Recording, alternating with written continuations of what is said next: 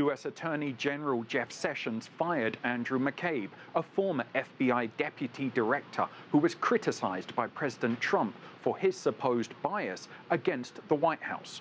McCabe called his dismissal another sign of the administration's war on the FBI.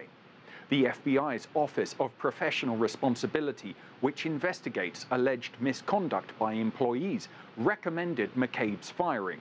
The office said McCabe mishandled an investigation into Hillary Clinton's misuse of classified information on a private email server, Trump's rival in the 2016 presidential election, and for contact with a journalist.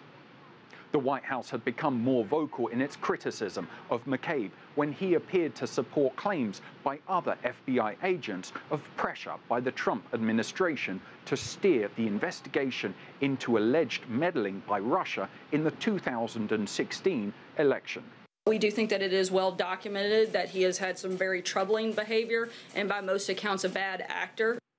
McCabe was a 20-year veteran and was just days away from receiving full retirement benefits when he was fired. In a statement, McCabe said he was fired because Washington's politicized environment.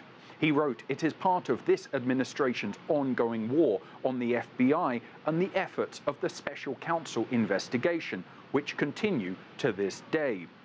Reacting in a tweet, President Trump described it as a great day for democracy.